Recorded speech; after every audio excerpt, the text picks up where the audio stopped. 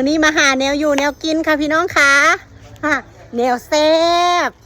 อาหารสั้นสูง มาหาแย่ไข่มดแดงค่ะตอนนี้ก็กำลังเตรียมไม้เศร้ากำลังเตรียมผ้าแย่งค่ะทุงแย่งสิแย่ค่ะมากับอีลาน้อยต้นหอม เป็นอย่างแขนนะจะทำท่านอนพระศิวะหรือแขนพริกมาค่ะเดี๋ยวเรามาแย่ไข่มดแดงกันจ้า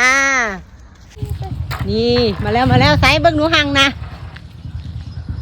โอ้ถึงปลายพี่น้องคะนี่ไงนี่ปลายมานี่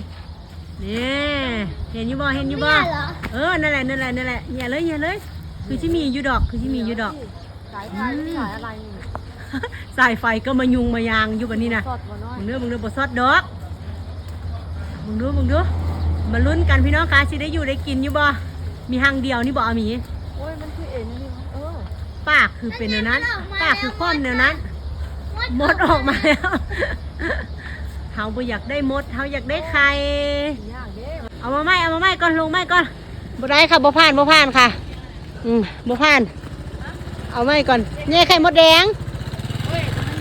จะร้อนรับจะเฮ็ดไหมกันค่ะบ่ได้ค่ะปากแย่งบ่เปิดน่ะปากแย่งคือเป็นแนวนั้นเอามาไหมเวลาเอาขึ้นไปปากเพื่ออันคว่ำในลงในนั้นต้องให้มันกลางออกไปทางนอกเอาไหมว่าแย่แม่อยากให้เมียเจ้ากิน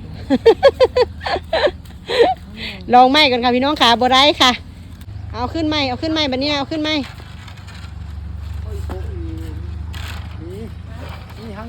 มีหางอยู่ฮันเดเอาไหมอีกก่อนเอาขึ้นอีกรอบนึงมาปากแบบนี้ยังว่าสิได้อยู่อันนี้นะเอาขึ้นมาอีกก่อนรอบนึงก่อนค่ะมาเบิ้งสิได้บ่ล็อกเลยจะเป็นฟ้านี่ได้แล้วน่าสิได้อยู่เบิ่งดูมีไข่ออกมาบ่เบิ่งดูโอ้มีอยู่หันเด้ตกลงมาแล้วโอ้สิได้กินอยู่โอ้ยยากเด้ว่าสิได้กินบ่ได้แม่นง่ายเด้ออาหารชั้นสูงได้ล่ะคือมดล่ะหมีบ่ได้ลงมาบ่เอ้าแค่นั้นน่ะหรือว่าเฮ็ดหางไหมหรือเปล่านี่นะโอ้ยมีอยู่บ่กี่อันนิดเดียวเองได้นิดเดียวนึงมีหางเดียวนี่บ่โอ้ยทางหนึ่งก็กระโดดเนี่ยผู้เพลงปล่อยไปแย่ติแย่รถหรอวะวันแรกจะถึงสิค่ะ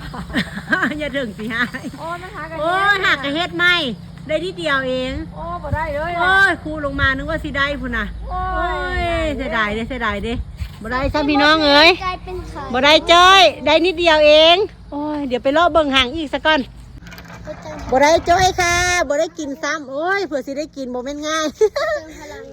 ไปเติมพลังมาบ่ได้ค่ะพี่น้องขาแง่มีหางเดียวอีกแล้วก็ทางค่ำนำแล้วเนาะจากสิไปแง่อยู่ใสสรุปว่าบ่ได้กินค่ะ